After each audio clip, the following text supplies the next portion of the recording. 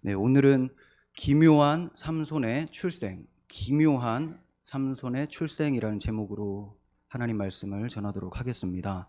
지난 시간에는 블레셋의 긴 압제 기간에 자기 백성들을 불쌍히 여겨주셔서 구원해 주시기 위하여 보내주신 한 구원자, 바로 삼손이죠. 삼손에 대해서 전체적으로 살펴봤어요.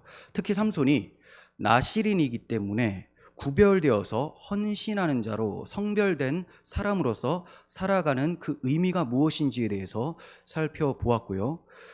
그 삼손을 통해서 진정한 나실인, 정말로 세상에서 유일하게 구별된 하나님의 아들 예수 그리스도를 예표하는 인물이었다라는 것을 살펴보았습니다. 오늘은 이 삼손의 출생에 대해서 좀 살펴보려고 합니다. 먼저 8절을 보시면요, 마노아가 여호와께 기도하여 이르되 주여 구하옵나니 주께서 보내셨던 하나님의 사람을 우리에게 다시 오게 하사 우리가 그 나을 아이에게 어떻게 행하는지 우리에게 가르쳐 주세요. 이렇게 간구를 합니다. 그러니까 마노아가 기도하며 간구한 이유가 뭐라고요? 아이를 어떻게 기르고 어떻게 그에게 행할지를 가르쳐 주세요요. 12절 하반절 보셔도 나오죠. 이 아이를 어떻게 기르며 우리가 그에게 어떻게 행하리이까. 자, 사실 여기 이제 좀 번역이 잘못됐는데요. 이 아이를 어떻게 기르며 라는 것은 이 이제 기른다라는 단어가 재판하다라는 단어예요, 원래. 그러니까 이 아이가 어떤 식으로 하나님 앞에 법적으로 바로 서야 됩니까? 이런 거예요. 그래서 이 아이를 키울 규례, 바로 나실인 규례죠. 어떻게 제가 이 아이를 키울까요? 어떻게 성별되게 할까요? 라는 그런 의미로 이제 의역을 할 수가 있어요. 그러니까 내가 이 아들의 정체성을 어떻게 확립시켜줘야 됩니까? 이렇게 물을 수가 있고요. 또 두 번째는 그에게 어떻게 행하겠습니까? 어떻게 행할까요? 라고 했는데 이것은 삼손이 어떻게 행하게 될 것인지를 알려주세요. 이런 겁니다. 원래 번역이 내가 어떻게 할까요가 아니라 삼손이 어떻게 살아갈지를 알려주세요 예요. 사명이 무엇입니까? 물어본 겁니다. 그런데 아버지 입장에서는 그 사명대로 이제 키워나가려고 하는 의지라고도 볼 수가 있겠죠. 그러니까 두 가지예요. 이 아이가 지킬 규례, 그의 정체성이 무엇입니까? 그리고 이 아이의 사명이 무엇입니까? 이것을 구하고 있습니다. 그러기 때문에 여호와의 사자를 다시 한번 만나고 싶다. 내 아내는 만났는데 저는 못 만났지 않습니까? 저에게도 좀 가르쳐 주세요 라고 말을 하고 있는 거예요. 자, 9절에서 11절 보시면 하나님이 마노아의 목소리를 들으세요. 응답을 하시는 거죠. 여인이 밭에 앉았을 때 하나님의 사자가 다시 그에게 임하였으나 그의 남편 마노아는 함께 있지 아니한지라. 자, 이거 한번 잘 기억해 두세요. 여호와의 사자가 응답하셔서 나타나시는데 희한하게도 간구한 남편한테 나타나신 것이 아니라 아내에게 나타나는 거예요. 기억해 두시면 이따가 말씀드릴게요. 10절, 여인이 급히 달려가서 그의 남편에게 알리어 이르되 보소서 전일에 내게 오셨던 그 사람이 내게 나타났습니다. 마노아가 일어나서 아내를 따라가서 그 사람에게 이르되 당신이 그 여인에게 말씀하신 그 사람입니까? 하니 이르되 내가 그로다. 내가 그로다. 이 표현 자체가 내가 바로 하나님이다 라는 그 느낌이 팍 오는 말씀이죠. 자, 하나님이 마노아의 목소리를 듣고 응답을 해주셨어요. 그가 자기의 유익을 구한 것이 아니라 하나님께서 주시겠다고 하는 그 아들의 사명이 무엇이고 그 아들의 정체성이 무엇입니까? 제가 그렇게 키우겠습니다라는 그러한 자세로 구했더니 하나님께서 응답하시죠. 하나님께서 우리의 기도를 들으시는 분이세요. 여러분들 기도하면 다 들으세요. 그런데 중요한 것은 우리가 무엇을 위해 기도하고 있는가? 이게 중요한 거죠. 하나님의 뜻대로 하나님께 영광이 되는 기도를 하고 있는지 이걸 좀 살펴보셔야 돼요. 하나님 중심적인 신앙을 갖기를 바랍니다. 내게 주신 아이는 하나님의 사명받은 하나님의 자녀라는 사실을 잊어서는 안 돼요.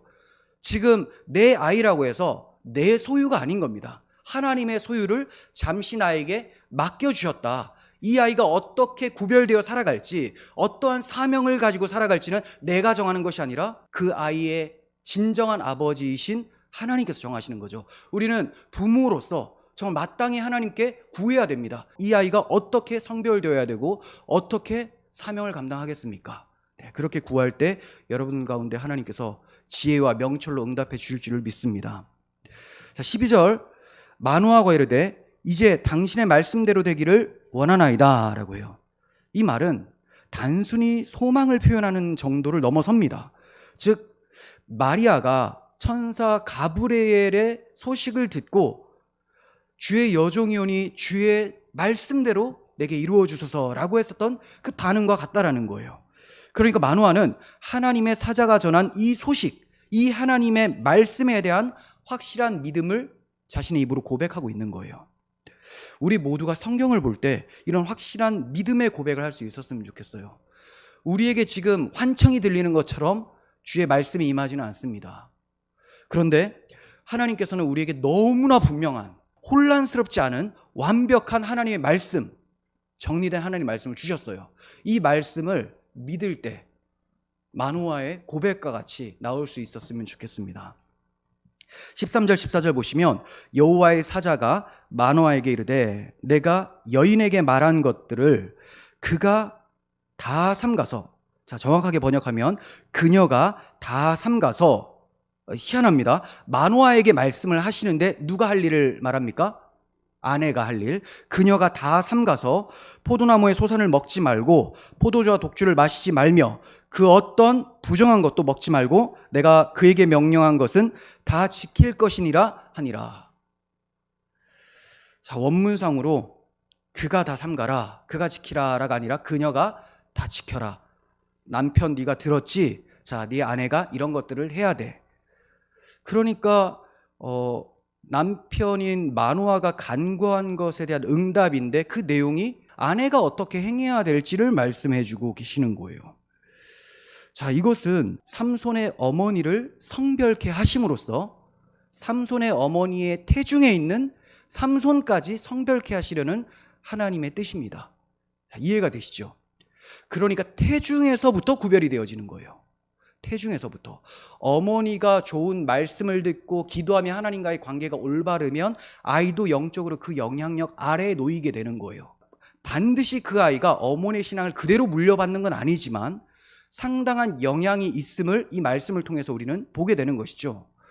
그리고 우리가 여기서 또 알게 되는 것은 태중에 있을 때부터 어머니의 신앙까지도 하나님께서 성별케 하라는 거죠. 자, 이 정도면 태중에 있을 때부터, 뱃속에 있을 때부터 이 아이는 하나님의 사명자이며 성별되어야 될 생명이라는 것, 하나님의 자녀라는 것, 하나님의 용사라는 것이 구별되어 버리는 것이죠. 그래서 낙태는 살인이 되는 것입니다. 자, 그리고 이렇게 어머니에게 말씀하시는 이유는 어머니가 성별되어서 먼저 하나님 앞에 거룩하게 섰을 때에 앞으로 태어날 아기에 대해서도 제대로 양육을 할 수가 있는 거예요. 어머니는 성별이 무엇인지도 모르는 상태에서 아이를 성별되게 교육할 수가 없겠죠. 그래서 나부터 먼저 하나님 앞에 성별된 삶을 살아가고 아이가 태어났을 때 이 아이를 그렇게 양육을 하게 되는 거예요. 그런데 저는 지금 교훈적인 의미에서 여러분들에게 말씀을 드렸어요. 하지만 구속사적인 의미에서도 아주 중요한 의미가 담겨져 있습니다. 왜 마노아에게는 말씀하시지 않으시고 여자에게만 말씀하셨는가? 이 삼손이 여자의 후손으로 오실 예수 그리스도를 예표하는 사람이기 때문에 그래요. 여자의 후손이 어떻게 태어나는지를 드러내 보이고 계신다라는 거예요.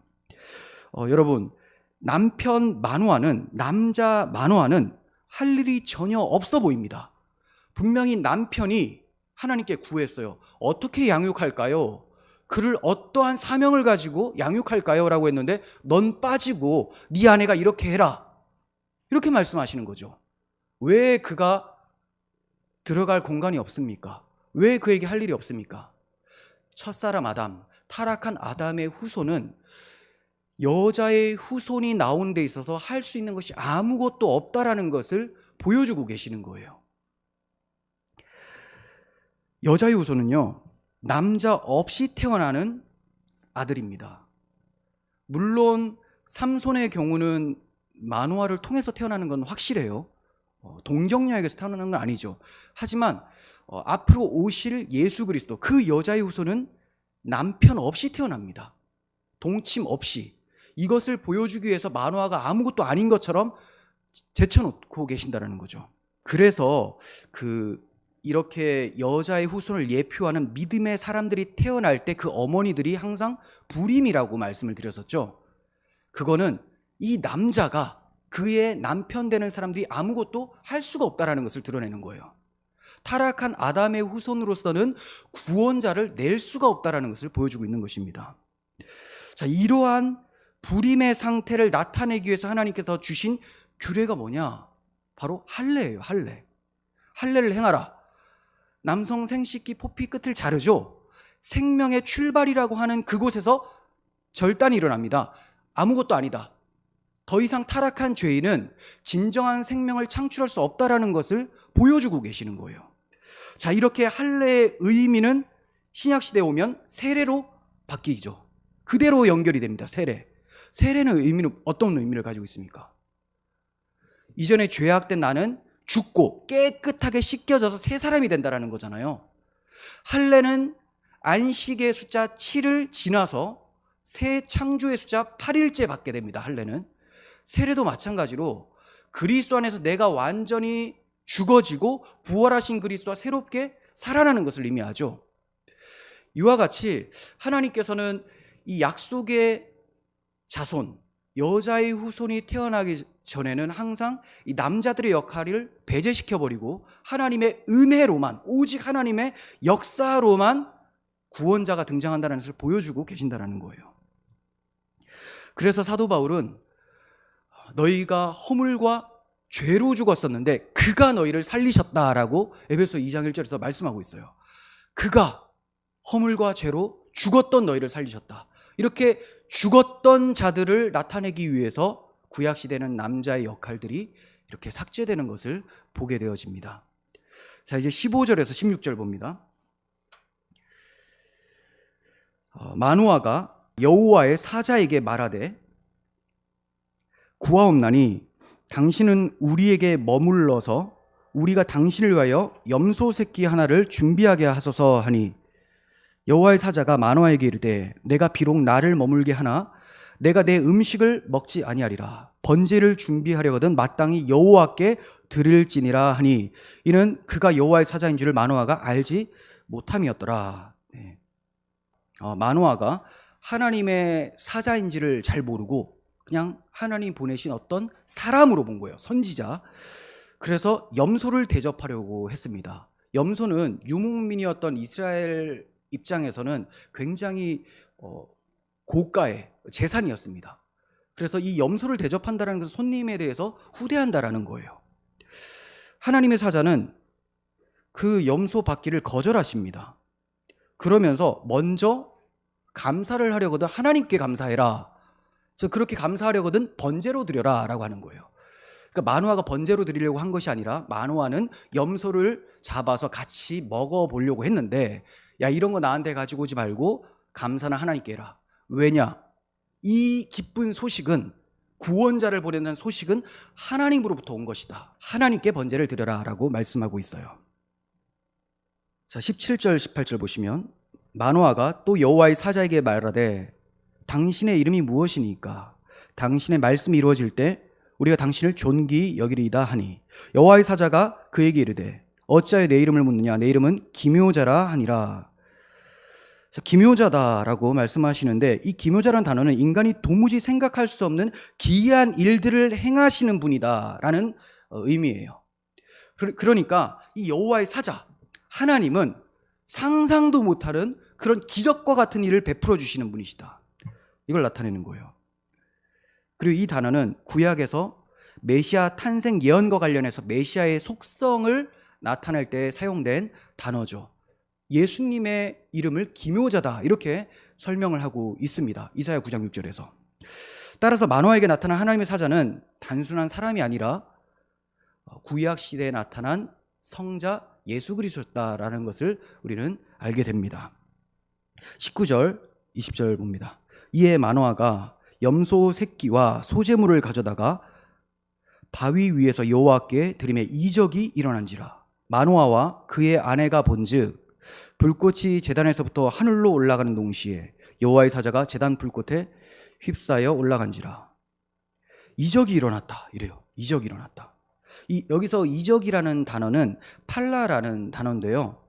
이 단어가 앞절에 기묘자는 필리예요. 이 단어하고 어원을 똑같이 가지고 있습니다. 그러니까 기묘자께서 나타나셔서 기묘한 기적을 베풀어 주시는 거죠. 그 기적의 내용이 뭐냐? 불꽃이 제단에서부터 여호와의 사제를 두르고 하늘로 올라가 버리는 겁니다.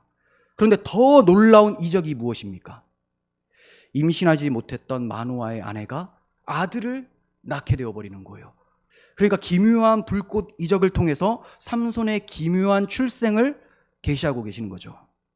삼손의 부모는 이 기묘한 이적의 뿌리를 두면서 신앙생활을 했습니다.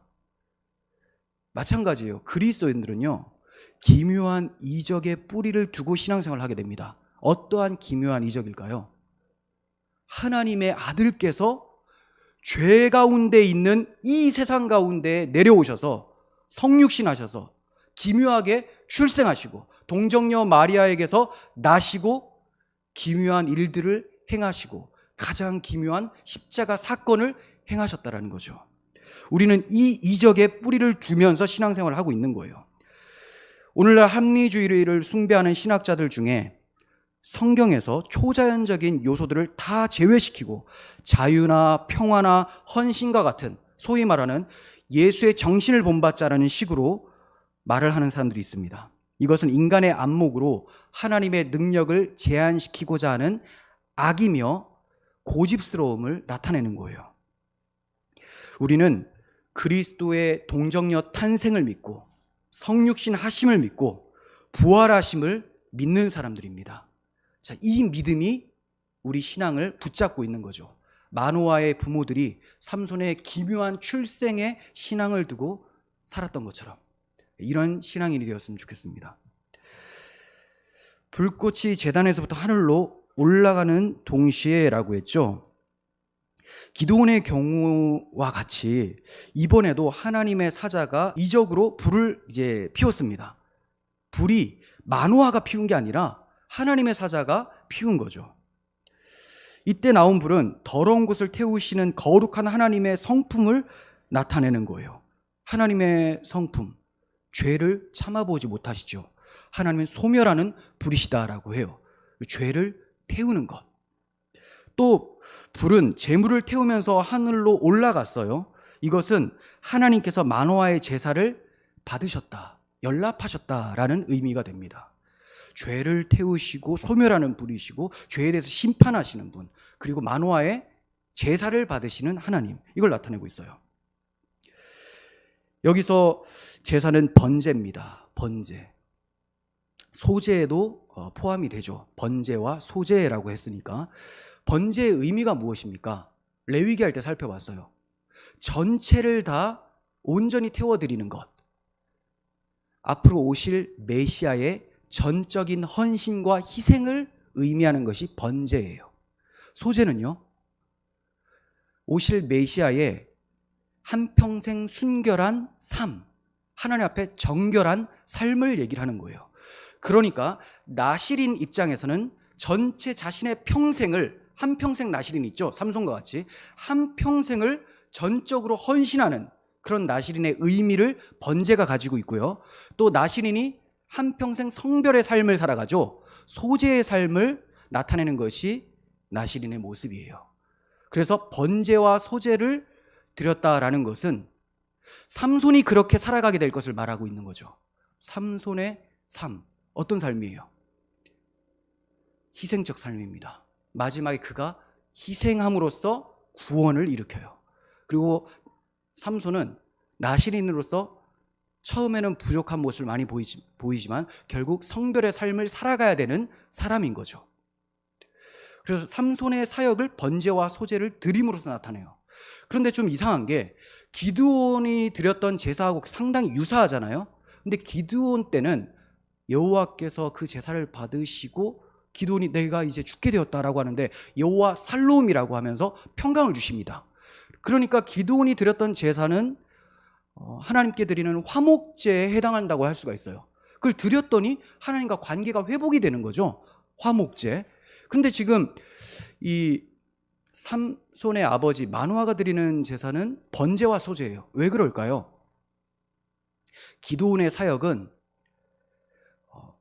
승리를 하고 나서 다 적을 물리치고 나서 40년 동안 기드온이 다스릴 때 평온하였더라 라고 나와요. 그러니까 기드온의 사역 끝은 평화예요. 화목하게 하는 것. 그런데 지금 삼손의 사역 끝은 어떻게 됩니까? 죽음이에요. 희생, 번제죠, 번제. 그래서 번제와 소제로 받으시는 것이다 라고 할 수가 있습니다. 특별히 번제를 드린 것을 대할 때 우리는 창세기 22장에 아브라함이 이삭을 번제로 드린 사건을 떠올리게 됩니다. 그 사건을 통해서 계시하는 바가 무엇입니까? 하나님께서 아브라함에게 나타나셔서 말씀을 하시는데 내 아들 내 독자를 내가 지시할 산으로 가서 번제로 드려라 이렇게 말씀하세요. 그랬더니 아브라함이 순종해서 이삭을 데리고 가는데 이삭이 아버지 번제할 어린 양이 어디 있습니까? 이렇게 묻습니다. 그랬더니 아브라함이 내 아들아 번제할 어린 양은 하나님이 자기를 위하여 친히 준비하실 것이다 이렇게 말씀을 하는 거죠. 그리고 이제 이삭을 묶어서 완전 어린 양이에요. 반항도 하지 않아요. 묶어서 칼로 내리치려고 하는데 여호와의 사자가 멈춰라 아브라함아 아브라함아 다급하게 말씀하시면서 멈추라는 거예요. 그 아이에게 손을 대지 말라. 그리고 돌아봤더니 한 순양이 뒤에 있어요. 아브라함이 가서 그 순양을 가져다가 아들 대신하여 번제로 드립니다. 아브라함이 그 땅의 이름을 여호와 이레라고 해요. 그 이유는 여호와께서 친히 준비하셨다라는 의미죠. 그래서 오늘날까지 사람들이 이르기를 여호와의 산에서 준비하리라 이렇게 불러요. 여호와의 산에서 준비하리라. 여호와께서 무엇을 준비했습니까? 어린 양 그리고 지시할 산을 준비했습니다. 여호와께서 준비하시는 그 산이 어디냐? 모리아산이죠. 모리아산. 여러분 잘 아실 거예요. 많이 말씀드렸으니까. 이 모리아산이 다윗이 사게 됩니다. 어디예요? 아라우나의 타작마당을 사게 됩니다. 그리고 이 산은 시온산으로 불려져요. 다른 말로 예루살렘산. 이 산에 나중에 무엇이 세워집니까? 솔로몬 성전이 세워지죠. 그런데 이 성전이 세워진 그곳에서 참 성전이신 예수 그리스도께서 갈보리 십자가를 지시는 거예요. 그러니까 무엇을 준비한다는 거예요? 하나님께서 갈보리 십자가를 준비하시고 그 제물로 번제할 양으로 자기 아들을 잡으신다라는 것을 드러내 보이고 계셨던 것이죠. 시편 2편 6절 봅니다. 내가 나의 왕을 내 거룩한 산 시온에 세웠다 하시리로다. 시편 14편 7절에서 이스라엘의 구원이 시온에서 나오기를 원하도다. 그러니까 왕을 시온산에 세웠는데 그 왕이 계신 시온산에서 구원이 나와요. 히브리서 10장 5절 그러므로 주께서 세상에 임하실 때 이르시되 하나님이 제사와 예물을 원하지 아니하시고 오직 나를 위하여 한 몸을 예비하셨도다. 시온산에 왕을 세워주셨는데 그 왕으로부터 구원이 발생이 되는데 제사와 예물로 발생이 되는 것이 아니라 한 몸을 예비하셨다라는 거예요. 그 몸이 뭐냐? 그 세워놓은 왕을 예물로 제물로 삼아주신 그 몸이라는 거죠. 예수 그리스도의 몸이라는 거예요. 히브리서 10장 10절 이 뜻을 따라 예수 그리스도의 몸을 단번에 들이심으로 말미암아 우리가 거룩함을 얻었노라. 그래서 구원함을 얻게 된 것이죠. 여러분 여호와의 사자가 제단 불꽃에 휩싸여서 올라가 버렸습니다. 이게 무엇을 의미합니까? 먼저는 마노아의 제사가 받아들여졌다. 그리고 삼손의 사명이 번제와 소제의 삶, 희생과 성별의 삶이다 라고 말씀을 드렸어요. 그런데 정작 삼손이 태워진 것이 아닙니다. 누가 태워져 버린 거예요? 여호와의 사자가 불길 가운데 휩싸여서 올라가 버렸어요. 그 복음을 주신 그분이, 그 기쁜 소식을 주신 그분이 친히 제물이 되어서 하나님께 나아갔더니 하나님께서 그것을 받으시고 구원을 일으키신다라는 겁니다. 진정한 번제는 오실 메시아께서 자신을 들이심으로 성취하시는 거예요. 레위기 9장 24절에서 번제를 드립니다. 제사장들이 번제를 드리는데 봅니다. 불이 여호와 앞에서 나와 제단 위에 번제물과 기름을 사른지라. 온 백성이 이를 보고 소리 지르며 엎드렸더라. 누가복음 12장 49절 보시면 내가 불을 땅에 던지러 왔노니, 자, 이 불이에요. 제단의 불, 소멸하는 불, 심판하는 불이잖아요. 불을 예수님이 땅에 던지러 오셨대요. 심판하러. 근데 양면성이 있는 거예요. 심판받을 사람은 이 불 때문에 심판받고, 구원받을 사람은 이 불 때문에, 성령의 불 때문에 거듭나서 내 안의 죄성이 다 사하여지고 살라지고 요 앞에 정결함으로 순금과 같이 나아가게 되는 것을 말씀하십니다. 자, 다시 봅니다. 내가 불을 땅에 던지러 왔노니 이 불이 이미 붙었으면 내가 무엇을 원하리요? 이 불이 정말로 던져졌다면, 제단의 그 불이었다면 내가 무엇을 더 하겠느냐? 하지만 이제 내가 그 불을 던진다라는 거예요. 나는 받을 세례가 있으니 그것이 이루어지기까지 나의 답답함이 어떠하겠느냐? 나의 받을 세례가 무엇입니까? 예수님이 불살라진다라는 것. 예수님이 불살라져서 그 예수 그리스도를 믿는 자들의 그 죄악을 다 태워버리신다는 거예요. 믿지 않는 자들의 죄는 그들이 다 감당하시도록 심판하시겠다라는 것을 말씀하는 것입니다. 그래서 나의 받을 세례는 바로 십자가에서 받을 대속 죽음이라는 것이죠. 히브리서 9장 12절, 염소와 송아지의 피로 하지 아니하고 오직 자기의 피로 영원한 속죄를 이루사 단번에 성소에 들어가셨느니라.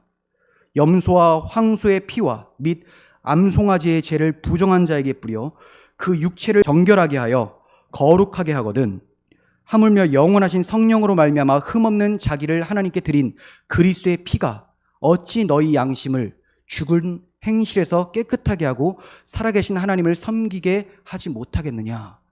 네, 우리가 이제 하나님을 섬길 수 있게 된 힘이 어디 있느냐? 바로 예수님께서 불살라지심 때문이에요. 십자가를 지심 때문에 우리가 거룩하게 하나님을 섬길 수가 있게 된 것입니다.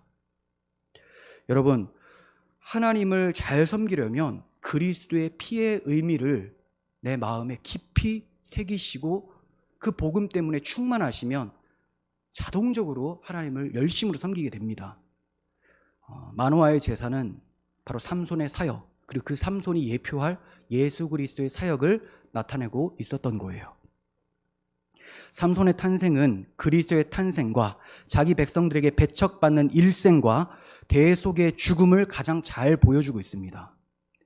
삼손도 주권적으로, 기적적으로, 기묘하게 출생을 하게 됩니다. 그리고 유다 사람들에게 잡혀서 배척을 당하게 됩니다. 그리고 자신의 희생을 통해서 구원을 일으키게 되는 거예요. 예수님도 마찬가지예요. 20절 하반절 봅니다. 마노아와 그의 아내가 그것을 보고 그들의 얼굴을 땅에 대고 엎드리니라. 네, 여호와의 사자가 불꽃 가운데 휩싸여서 올라가는 것을 보고 이제서야 사람의 모습으로 나타나신 하나님이셨구나를 알게 된 거예요. 이제 알게 됐습니다. 이것은 마노아가 이제 영안이 열렸다라는 거예요. 이전에 마노아는 어떤 상태였습니까? 여호와의 사자를 만나보지 못했고 다시 만나게 해달라. 내가 정말 알고 싶다. 하지만 알지 못하는 상태. 또 만나 주실 때에도 먼저 아내를 통해서 만나 주시고 철저하게 배제시켜 버리셨습니다. 타락한 아담의 후손, 남성의 이 역할을 보여주고 있는 거예요. 그런데 그의 번제를 받으시고 소제를 받으신 하나님께서 연락하신 후에 이제 하나님이 친히 만나 주시는 거예요. 하나님을 알아보게 해주시는 것입니다. 여러분, 가장 큰 기적이 무엇입니까? 정말로 큰 기적은 하나님의 아들이 오신 거고 십자가에서 죽으신 거죠. 더 큰 기적이 있어요. 죄인이, 하나님을 반역한 죄인이 그 아들의 십자가 대속을 믿는 거죠. 이게 엄청난 기적이에요. 마노아가 하나님을 알게 됐습니다. 우리가 하나님을 알게 된 거예요. 십자가가 그냥 사람들이 얘기하는, 자유주의 신학자가 얘기하는 도살장 신학으로 느껴지는 것이 아니라 나를 위해 구원하신 하나님의 사랑이라는 것이 느껴지는 거예요. 이 기적이에요. 어떻게 알게 되었습니까? 하나님께서 은혜로 그 아들을 보내주시고 그 은혜로 그 아들의 영을 우리 마음 가운데 부어주셔서 회개케 하시고 아들을 바라보고 이제 아들을 통하여 하나님 아버지를 알게 해주시고 그 하나님 아버지와 화목하게 해주신 것, 그 은혜 때문이죠. 이 은혜에 감사하는 우리가 되었으면 좋겠습니다. 21절, 23절까지 봅니다. 여호와의 사자가 마노아와 그의 아내에게 다시 나타나지 아니하니 마노아가 그제서야 그가 여호와의 사자인 줄 알고 그의 아내에게 이르되 우리가 하나님을 보았으니 반드시 죽으리로다 하니 그의 아내가 그에게 이르되 여호와께서 우리를 죽이려 하셨더라면 우리 손에서 번제와 소제를 받지 아니하셨을 것이요 이 모든 일을 보이지 아니하셨을 것이며 이제 이런 말씀도 우리에게 이르지 아니하셨으리이다 하였더라. 아주 지혜로운 여자죠. 마노아는 잘 몰라요. 잘 모르는데 마노아의 아내는 잘 압니다. 자기 남편이 공포심에 휩싸여 있을 때도 믿음으로 남편을 위로해주고 있습니다. 그녀는 여호와께서는 전혀 자신들을 죽일 마음이 없다라는 것을 남편에게 잘 설명해주고 있죠. 왜 여호와께서 자신들을 죽일 의향이 없으신가? 번제와 소제를 받았지 않느냐? 이거 뭐예요? 대속이에요. 대속. 하나님께서 대속 제물을 받으셨기에 우리 안 죽는다. 이 마노아의 아내는 복음을 알았던 거죠. 그리고 우리를 죽이실 것 같았으면 구원자를 보내신다라는 것을 왜 말씀하셨고 왜 성별의 삶을 살라고 나에게, 마노아의 아내에게 왜 말씀하셨겠느냐? 우리 죽지 않는다. 이런 믿음을 가지고 있었던 거예요. 한편 마노아의 말 자체는 맞는 말이죠. 하나님을 본 자는 죽는다고 하나님께서 친히 말씀해 주셨어요. 그리고 정말로 이사야 선지자도 하나님의 영광을 대하고 나서 화로다 나여 망하게 되었도다 이렇게 얘기를 했습니다.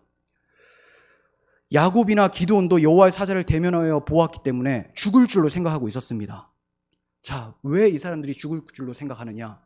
율법의 근거에서 하나님을 만나면 하나님 앞에 설 사람이 아무도 없다라는 것이 드러나고 있는 거예요. 하지만 마노아의 아내는 죽지 않을 거라고 말합니다. 복음의 근거에서 말하고 있기 때문입니다.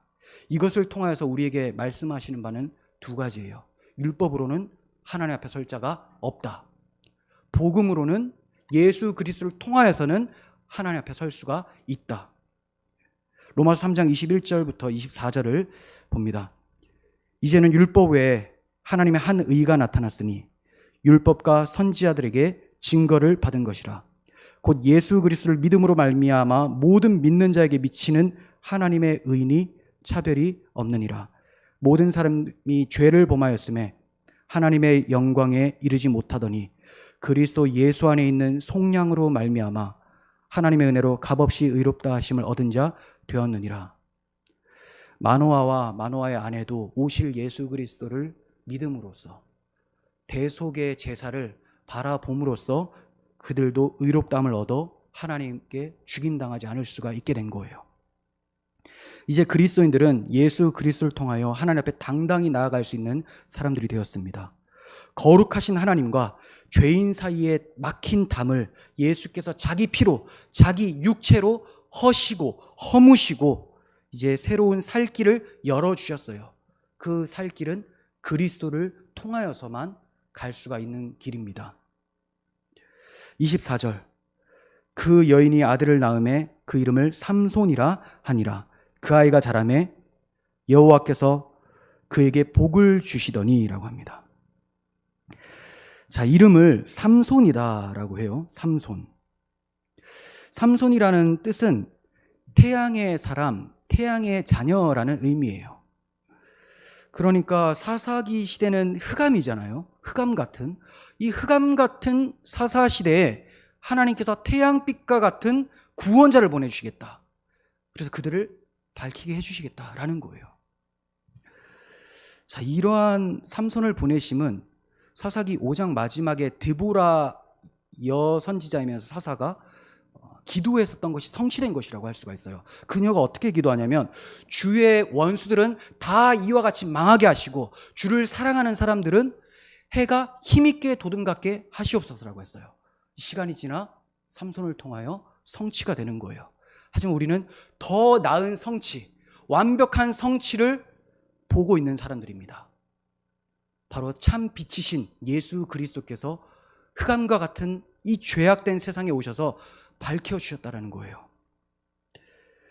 이 점을 성경은 여러 차례 계시하고 있습니다. 이사야 8장 22절 땅을 굽어보아도 환난과 흑암과 고통의 흑암뿐이리니 그들이 심한 흑암 가운데로 쫓겨 들어가리라. 이사야 9장 1절에서 2절. 전에 고통받는 자들에게는 흑암이 없으리로다. 옛적에 여호와께서 스불론 땅과 납달리 땅이 멸시를 당하게 하셨더니 후에는 해변길과 요단 저쪽 이방의 갈릴리를 영화롭게 하셨느니라.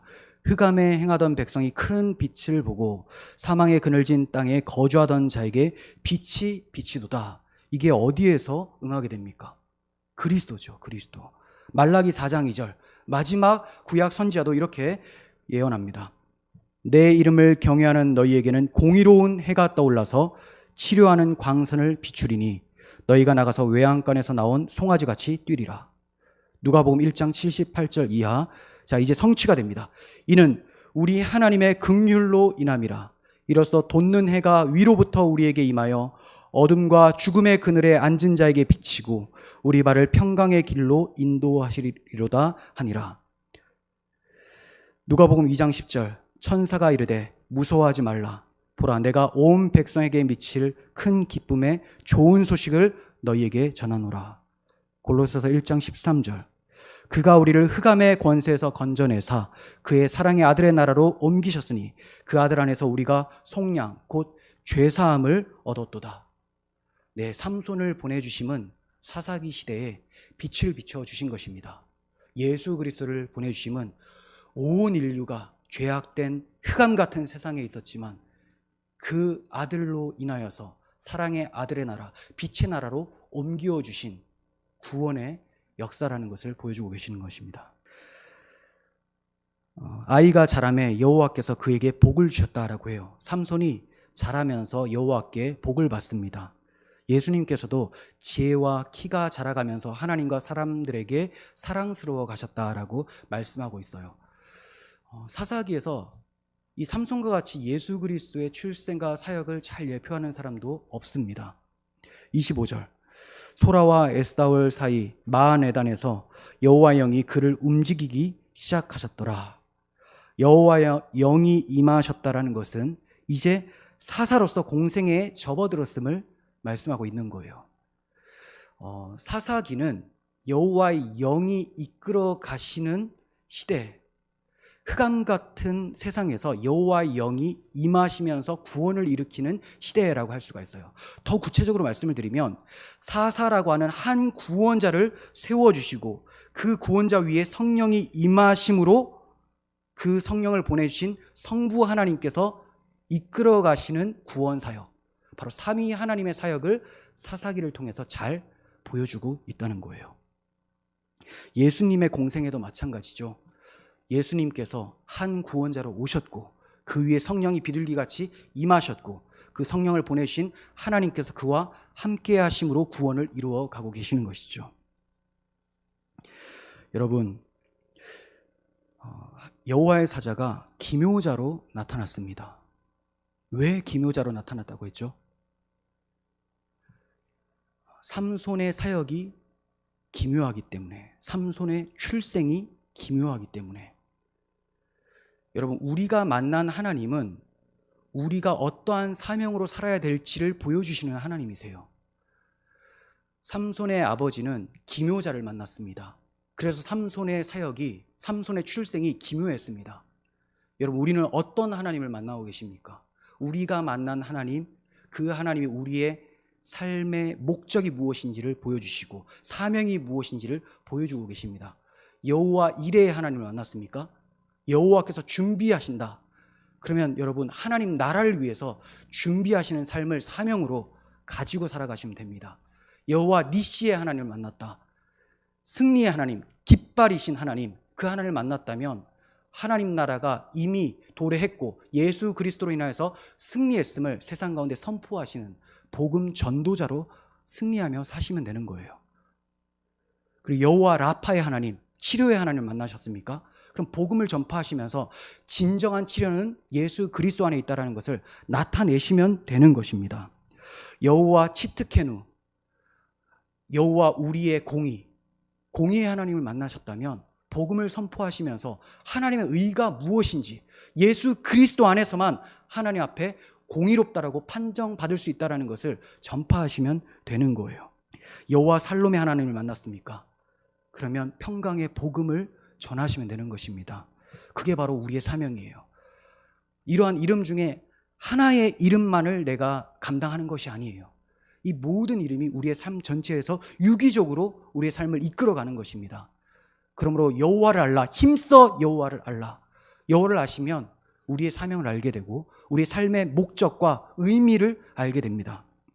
여러분, 흑암 같은 사사기 시대에 자기 백성에게 삼손이라는 한 구원자를 보내주신 하나님께서 오늘 흑암 같은 시대를 사는 우리에게도 구원자를 보내주셨고 이미 승리하였으니 절망치 말고 오실 주를 바라보며 성별의 삶을 살라고 말씀하십니다. 이렇게 나실인의 삶으로서 기묘한 하나님을 만나고 기묘한 사역을 모두 감당하시는 우리 모두가 되기를 간절히 소원합니다. 기도하겠습니다. 하나님 아버지, 우리에게 하나님을 더욱더 보여주시옵소서.